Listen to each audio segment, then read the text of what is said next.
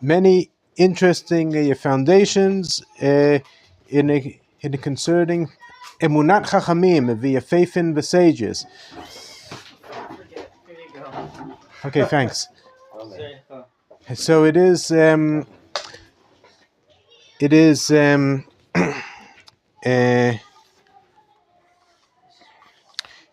we're going to start with a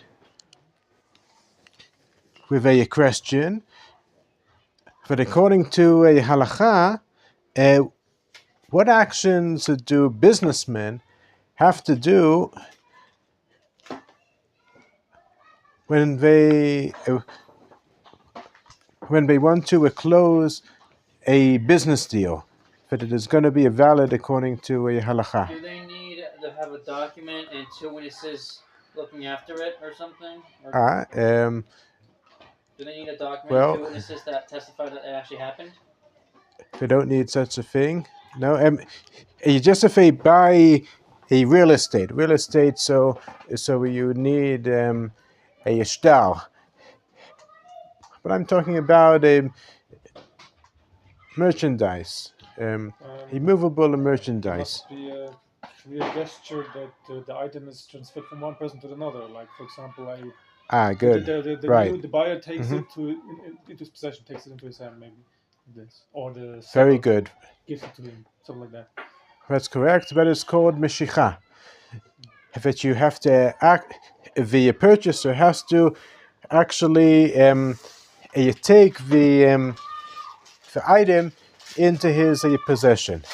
Okay, so this is there can be serious implications for this. Who could tell me what implications could be if a purchaser doesn't you take it into his possession? So if he doesn't take it into his possession and somehow it gets damaged before then, I'm pretty That's sure right. he's going to have to supplement another one. That's right. So the responsibility for the merchandise is dependent on a kinyan mishicha, but if he actually you took it into his possession or not, or if it got damaged, who could give a different implication for it? A very important one. For a wedding? What? For a wedding? When the guy acquires the wife? I don't know if it's the same thing anymore. So that is a unique a situation, but I'm talking about a regular business deal. There was a famous I will give a famous example. A trader was purchased by Elon Musk, right? And there was a time that he decided to retreat from the deal. So that was a very, very big issue. He was forced to make the deal, right? So concerning changing one's mind, it depends if one did the kinyan meshicha or not. Okay, so if he didn't what? Meshicha, he could possibly claim that that the deal never took place. That's right. Like Meshicha makes it official, so to speak. That's right. Like he could retreat from it. Now, this is not our topic. This is a topic for a different issue.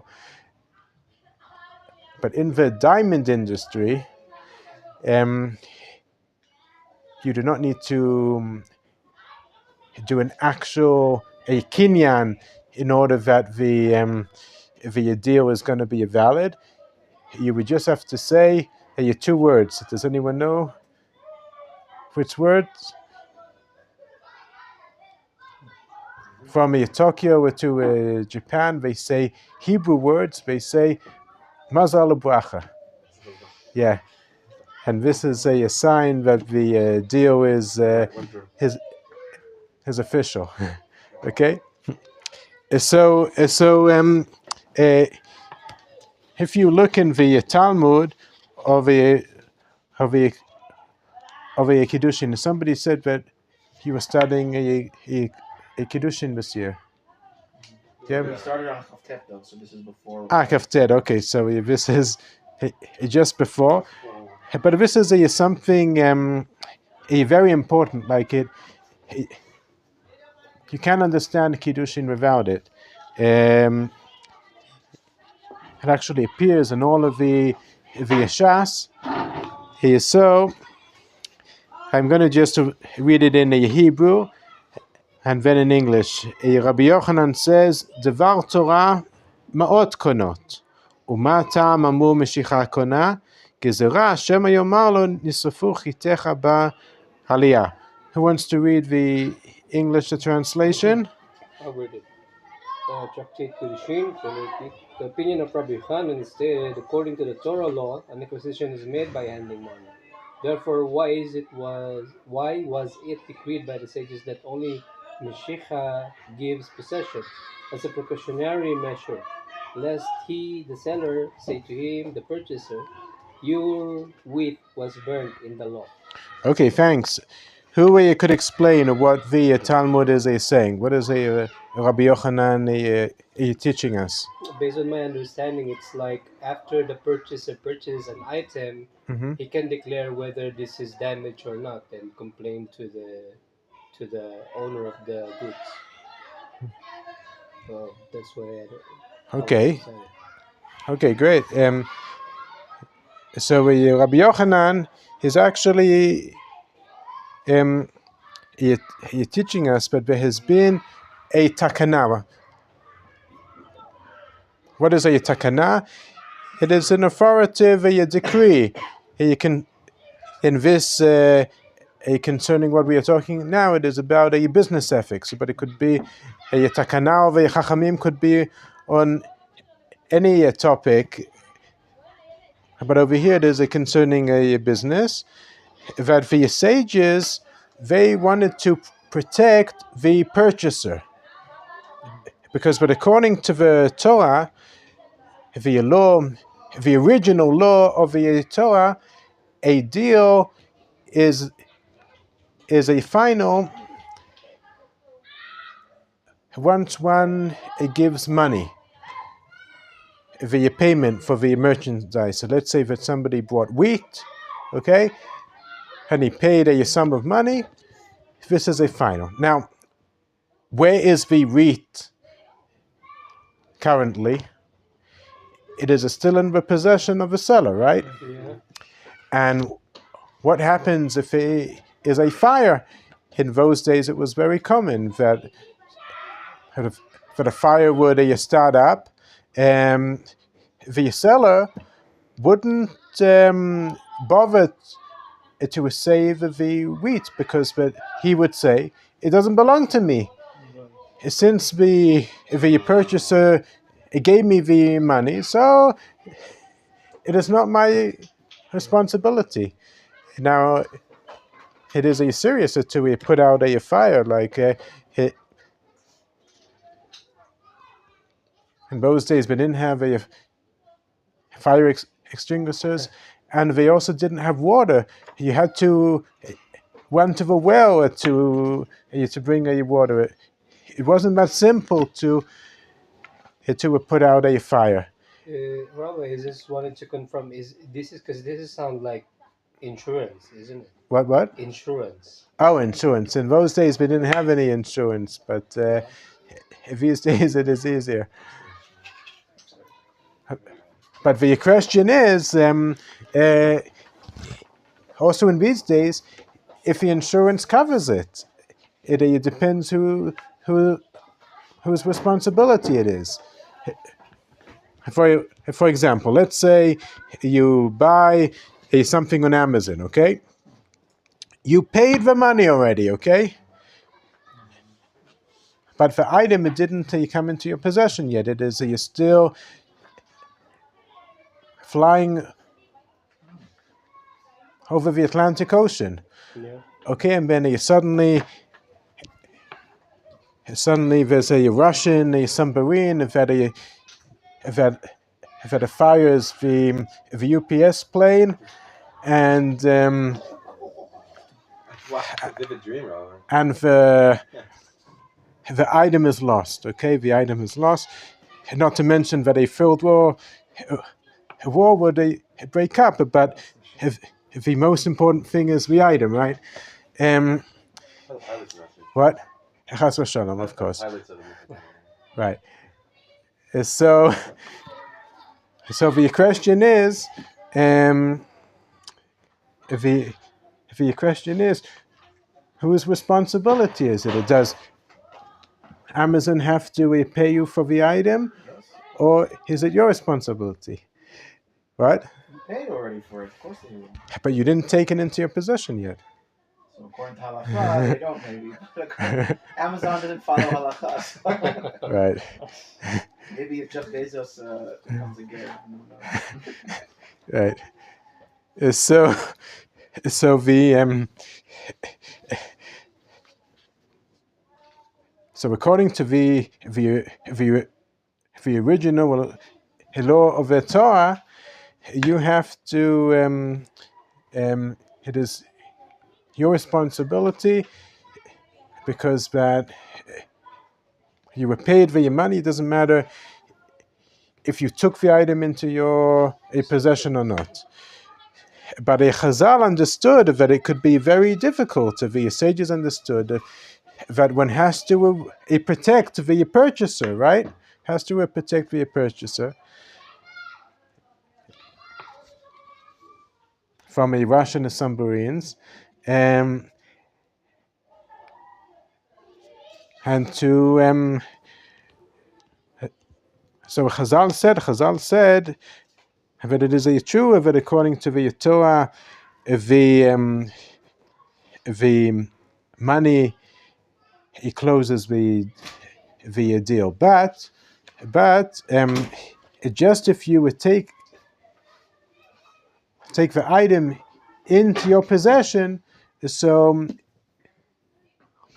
you are responsible for it. Okay?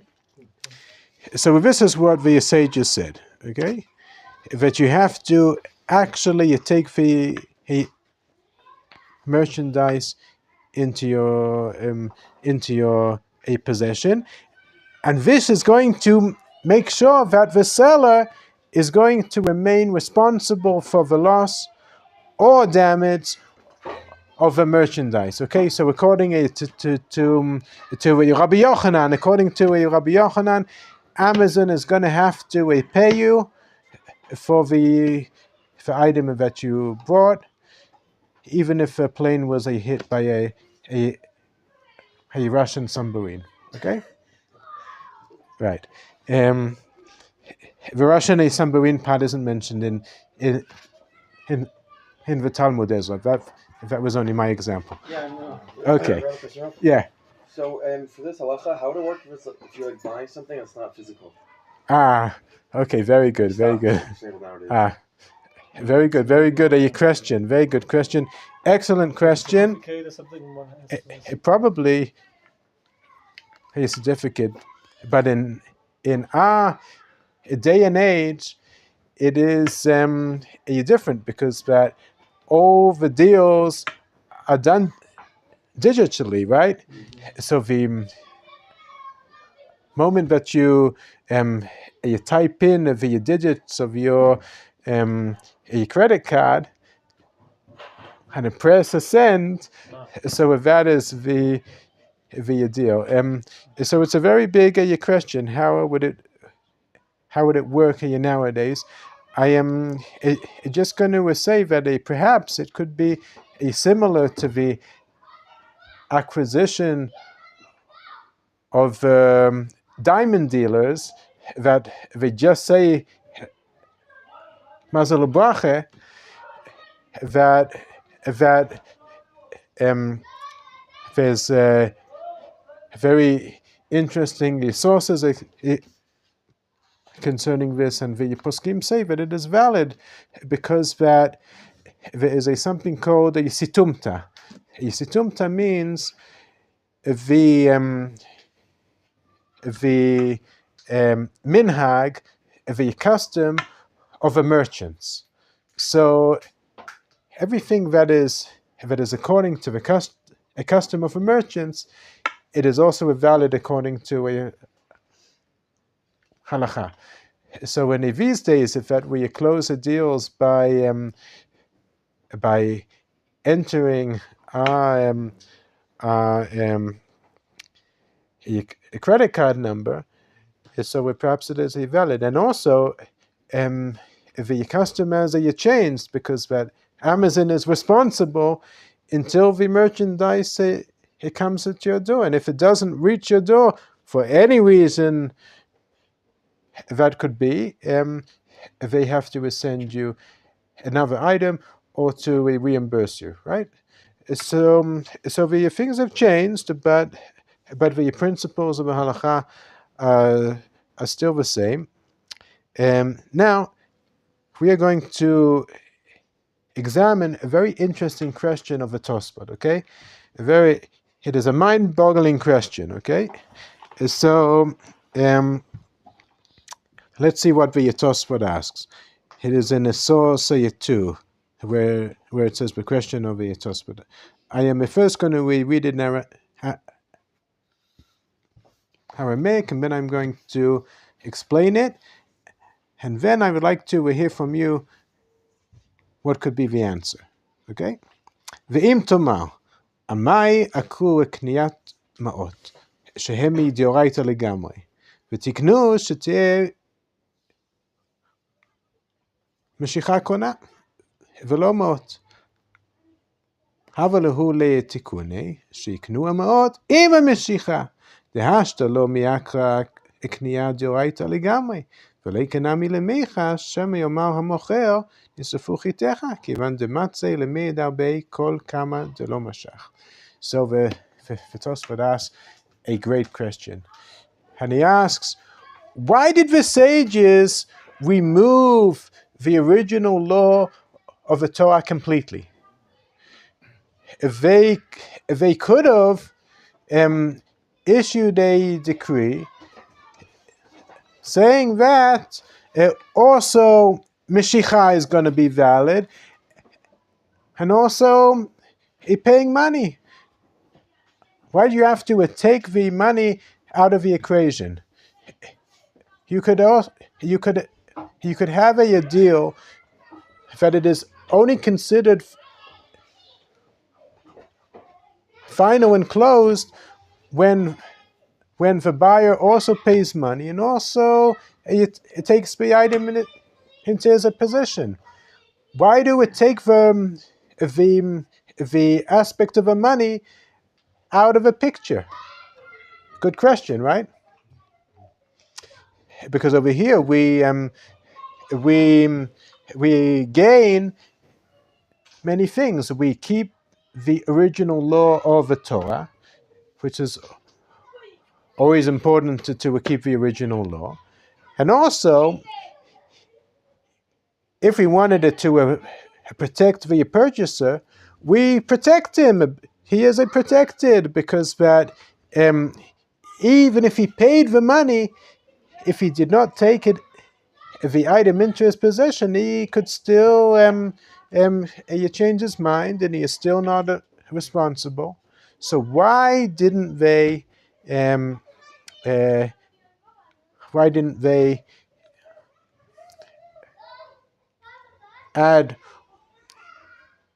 in the decree that the acquisition is going to be valid and final, money plus Meshicha?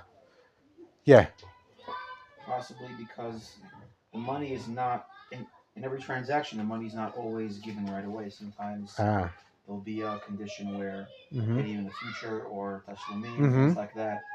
So, whereas the Meshicha can be done as soon as the deal is done, the money, especially all of it at once, is not always given That's right. right away. So you can't necessarily. It could be years, until the payment. Let's say a very expensive item, right? A house or something like that. The house property doesn't count, but anything with a very expensive item could be a long time, and then we'll just drag on the deal for a long time and not have it finalized.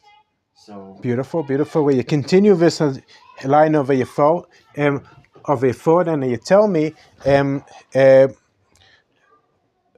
who would be harmed if it would be Meshicha first, and the payment of the money would be afterwards?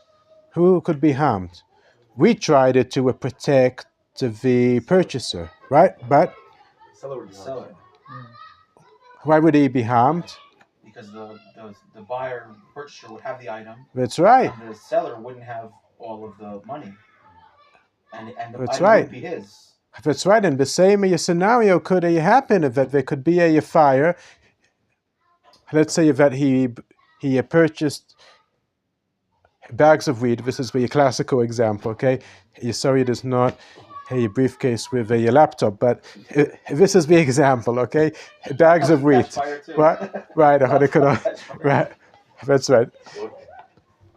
So this is the classical example that he purchased the bags of wheat, and he took it into his possession,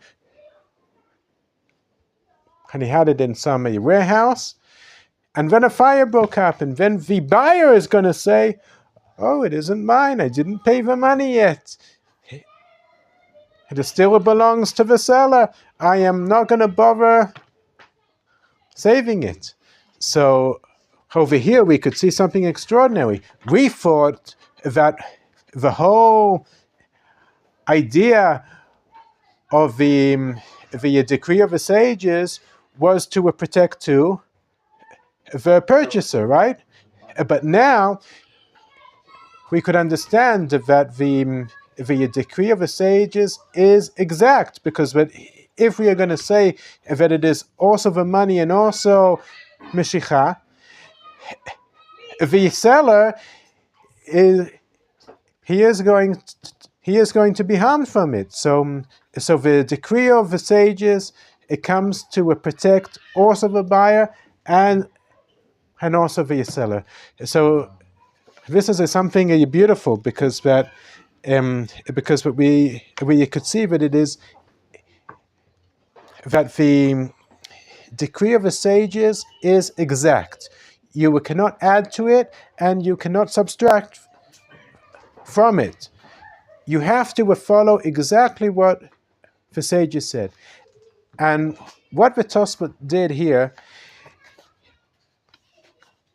he actually it took us behind the scenes. He took us he gave us a glimpse about how the sages think. And this is something that is rarely done. We normally don't get to receive this a special glimpse, because what we see the decree of the sages, and we think that what meets the eye is all there is. But the Tosafot is telling us that underneath the surface of a decree of the sages, there is always something hidden. And even if we think that we are clever, we understand exactly what the sages were saying. The Tosafot is reminding us that the sages were greater than we could ever imagine, and they thought of all the different possibilities. They knew the human nature, and when they say something, it is exact. And I would like to give 2 examples for people who thought that they were smarter than the sages, and that they thought that they knew exactly why the sages decreed what they decreed, and then they allowed themselves to be lenient, because but they said, okay, the sages, they said what they said in one circumstance, but we are in a different situation, so their decree isn't relevant, and this is something very dangerous to do. And unfortunately, this is something that the Reform and the conservative movements do. They say that some things aren't relevant nowadays, so let's say you change the law, and this is something that cannot be done. Now, let's see two examples for this. Okay, I just want to say before that the sages, they built a fence in order to protect the Torah, siag la Torah. So they made precautions to keep a man away from a sin. So let's examine two examples, okay? The first example, you could see in source 5. There's a law in the Mishnah of a Shabbat that one is prohibited to read on a Shabbat to the light of an oil lamp, because but one might. Afraid that he's gonna tilt the lamp. That's and right. He's gonna break Shabbat. That's right. Because in those days, they had oil lamps that were shaped like this. You would perhaps you saw this in a museum, okay? Or in a picture. In a picture, that's right. The wick was from here, okay? And the oil was poured from here. So if they saw that the why was there always a hole in the middle? To pour the oil here. You were used to pour the oil into here, okay? So if they saw that the flame is beginning to get extinguished, they used to tilt it a bit so the oil would be closer to the wick, and then the lamp would continue to light. So it is prohibited to read or on a Shabbat to this light, because that the sages said that one could tilt it even without thinking, subconsciously one could see it, and maybe you're going to tilt it, okay? So who wants to read a source 5? Yeah. Said Rabbi Machon Meir, I will read and will not tilt. Yet once he read and wished to tilt. How great are the words of the sages, he exclaimed. Who said one must not read by the light of the lamp? Natan said he read and did tilt it, and wrote in his notebook, I, Ishmael ben Elisha, did read and tilt the lamp on Shabbat. When the temple is rebuilt, I will bring a fat sin offering. Thank you. So if this is it. He wrote in his notebook after Shabbos, right? That's right, and it wasn't to the light of oil lamp. So this is a classical example that one has to obey the decree of the sages, even if you think that in your situation you would never do it. The sages know human nature better than you would know yourself. Okay, I thought this. Yeah. I confess, I thought this myself in a certain circumstance regarding playing guitar. So when I heard that the reason why you shouldn't play guitar on Shabbat or music is because if a string breaks, you might come to fix it. You know, I was telling myself, like, whatever, if a string breaks, I'll put the guitar away. I won't fix it, you know? I realized, like, there must be more to it. Obviously, it's not that simple. Beautiful example. That's a very good example, yes. So let's see another example. This is a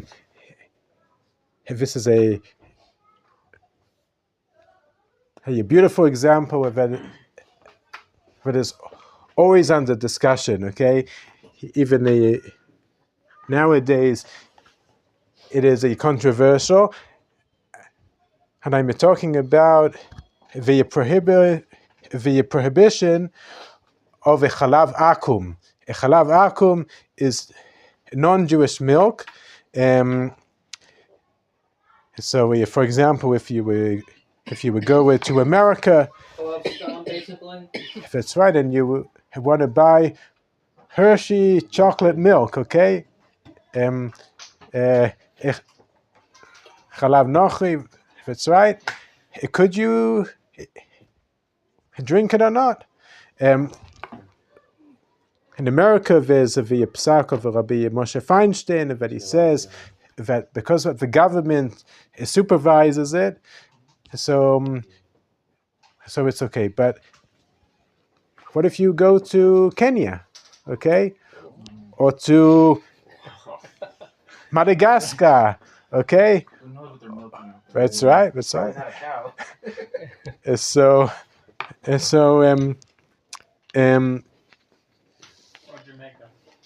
Or Jamaica. That's right. That's right. So let's just read what it says in Avodah Zarah, so you could know what the source is of a chalav akum. In the source 6, it is from the tractate of Avodah Zarah. Who wants to read? 6. The following articles of heathens are prohibited, but the prohibition does not extend to all use of them. Milk, which a heathen milk, without an Israelite watching it. Okay, thanks. So the question is, why did a Chazal say that one cannot drink a chalav akum? Why do you think? Because in the process of making it happen, like the goy, like you can do something that's not kosher. Or maybe when That's they right. are doing milking the cow, milk is coming from a blood, and baby blood might drip in it without the. Interesting. They didn't know the halakha about mixing. Interesting. So simply, it is because of that the non-Jew could mix in the milk milk from a non-kosher animal, like a camel milk, right? So And to him, it's inconsequential, but you know. That's right. That's right. Exactly. So the aposkim who was said that if one posek actually said that if it is a city where there are no non-kosher animals at all, okay, it is a possible that there's a city like that. Is one still allowed to drink a chalav akum? So according to this posek, yes, one can, because there isn't a chance that the non-Jew would mix a non-kosher animal. However, the Aruch HaShulchan, he opposed this heter completely. The Aruch HaShulchan was a very famous halachic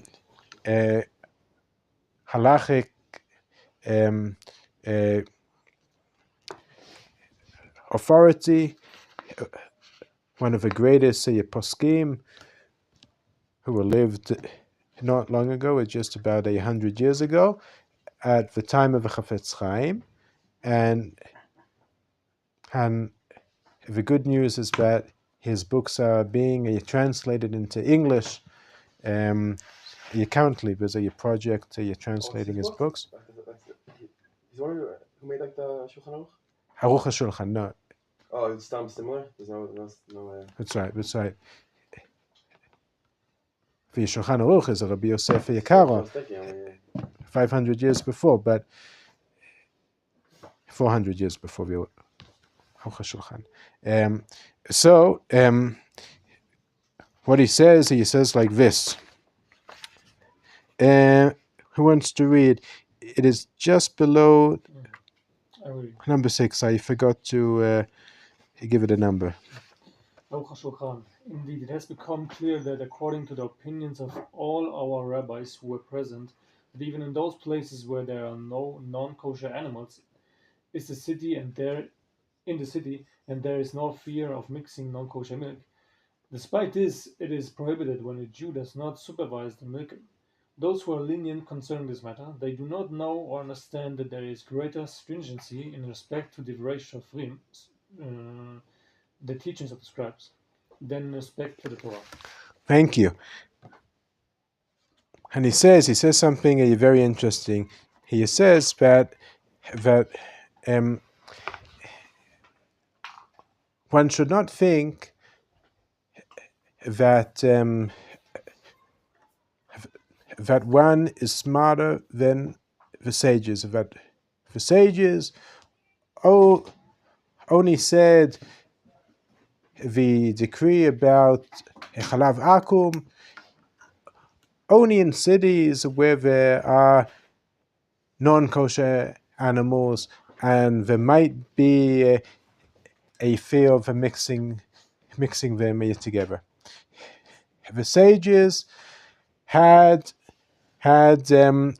hidden reasons that we don't even think about. And now, what reasons? He is going to tell a story. He is a fascinating story, okay? A mind-boggling story. Okay, so who wants to read it? In a source 7. This is extraordinary. Let me read it.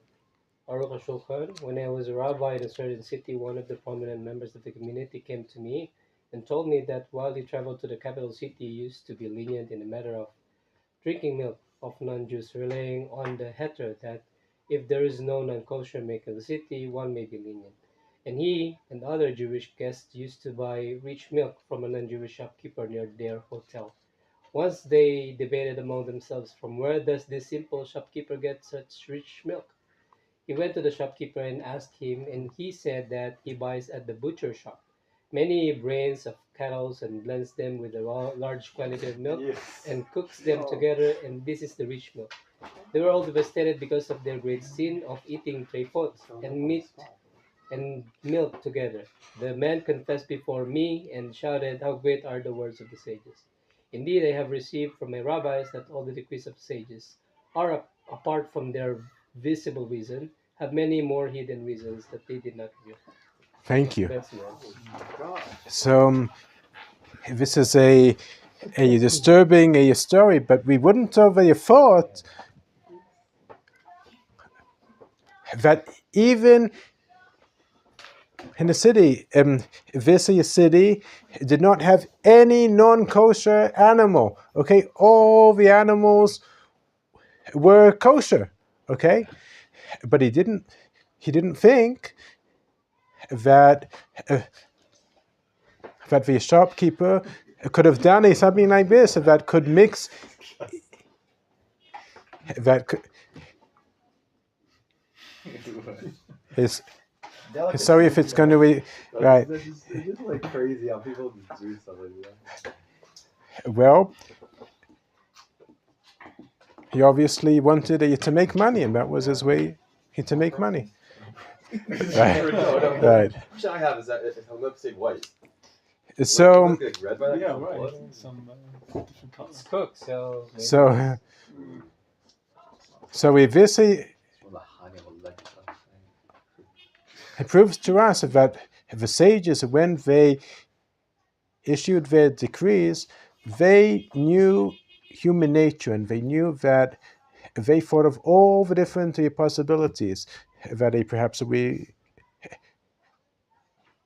we would never think that something like this could have happened, but it happened. So that is why the sages said that one should only drink a milk that is a Chalav Yisrael. Now,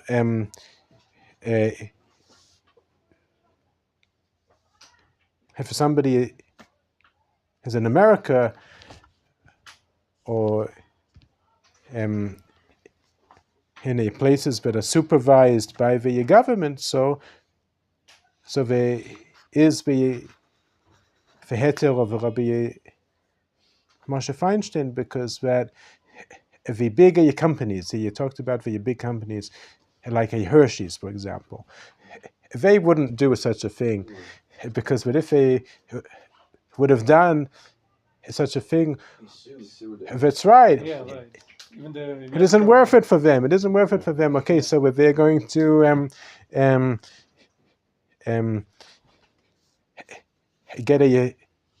get a smaller profit by saving, by pouring a camel milk or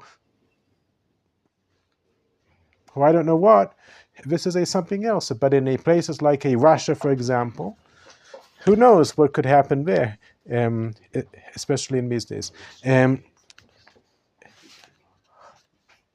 Or in different countries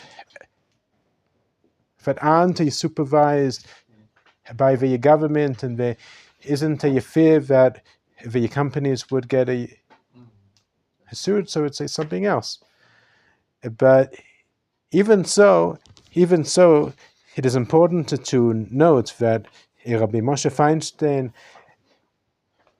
that is a famous for this heter, so he says that whoever could not rely on this heter, especially yeshiva students, it is better. It is better only to drink Chalav Yisrael. So this is what he said. Now in the U.S., vegans have like a hechsher. Right, Natan. Right, Natan. Because they also want to. It's funny that they didn't know what they don't know what OU stands for. Right. They just know they see OU. They see it's a kosher symbol, so it means some kind of dietary restriction. So they copied OV for vegan. And they use that to sort of guarantee. No, it's nothing to do with Jews. Vegans. Right. But they use the same idea that the hechsher to guarantee that there's no animal products in there. So by that, that's right. By that same logic, I think the heter of Moshe Feinstein would apply that. So if something is OV, it's technically kosher because it's not. There's no animal products, not even eggs or dairy or anything. Well, I've seen. Sorry. No, please. No. I've seen like a vegan-friendly product that has crustaceans in it. What is that? Crustaceans. Shrimp. What is shrimp? Like really? crabs, shrimps. Then it's not vegan. Yeah, I know, but I've seen like vegan, like vegan-friendly.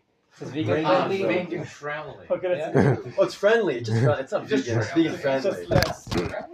Only shrimp. So, you don't know about the crustaceans.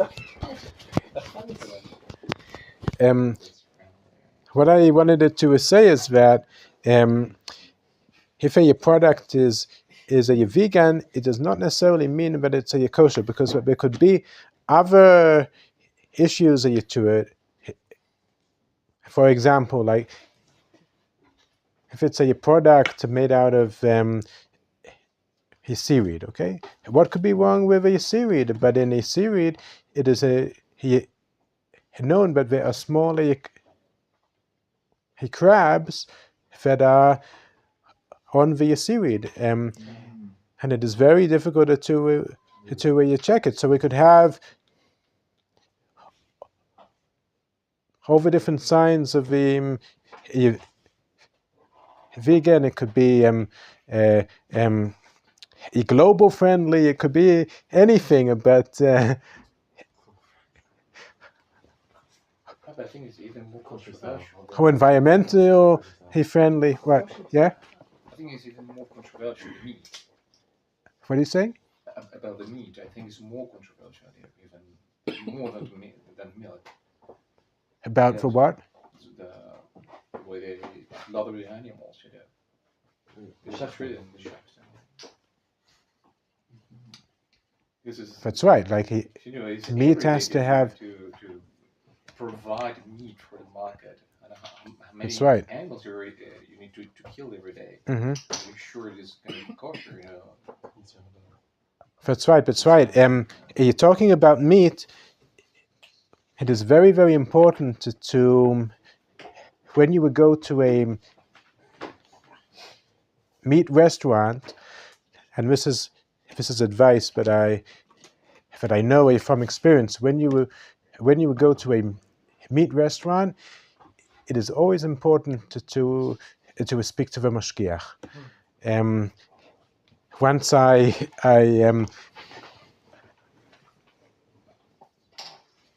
was interested in going to some meat restaurant to do a takeaway with a good hersher.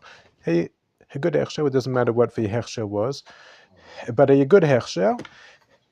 And but I tried to speak to the mashgiach before, so I called him up and I asked him many questions. I asked him, where does the meat come from? So he says, so he said, I don't know. No. So I asked him, so who knows? So he said, the supervisor knows. So I said, what does it help? The supervisor isn't even in the restaurant. You are in the restaurant. What is going to happen if the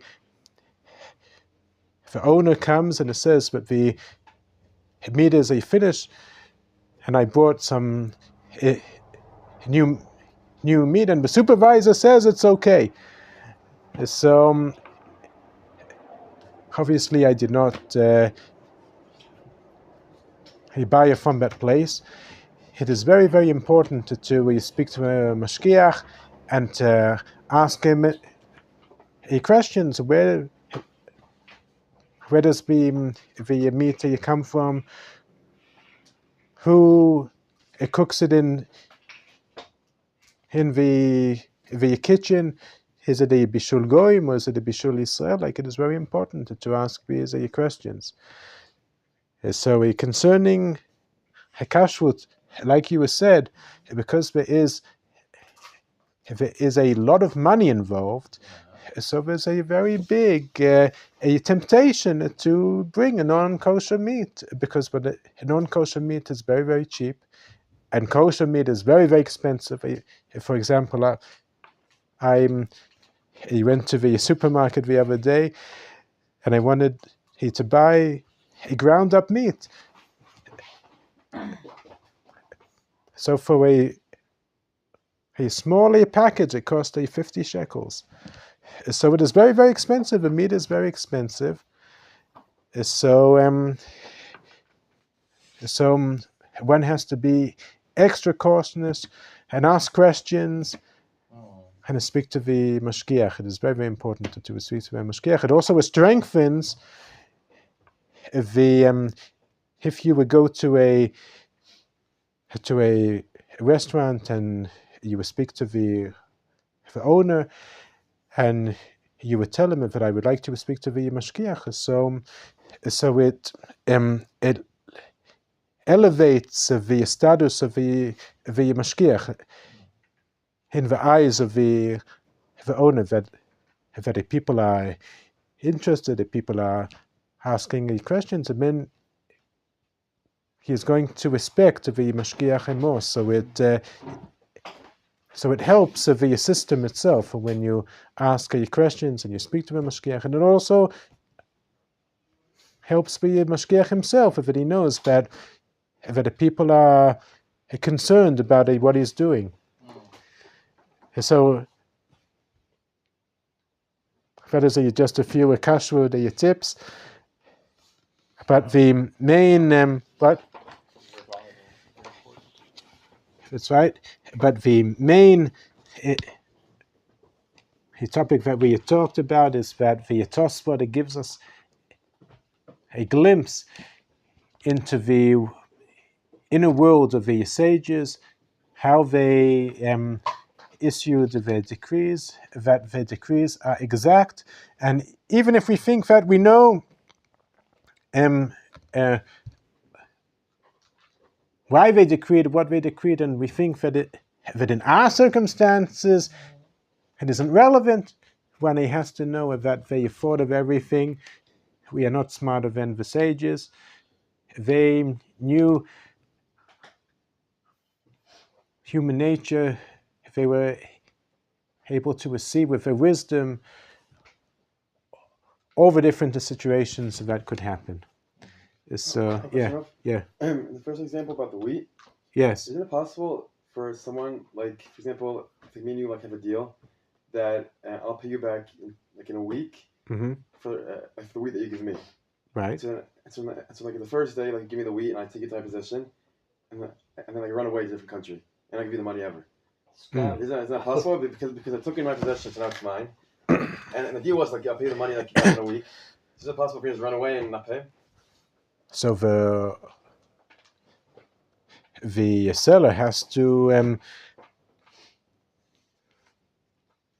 know that that the moment that the purchaser takes it into his possession, he is taking a big risk.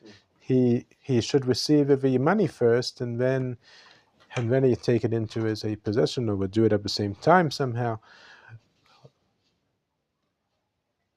But of course, what the sages, the decree of the sages,